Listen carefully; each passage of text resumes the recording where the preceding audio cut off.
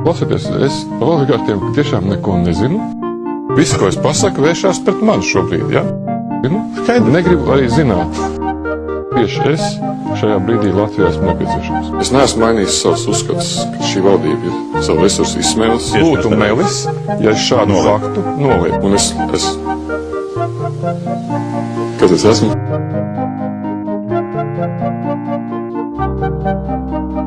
Un es ļoti demokrātiski attīstībā veidā izbaudu šo mirkli, ko sniedz tieši šis process. Tehnoloģi, schēmotāji un vērtētāji negrib mani.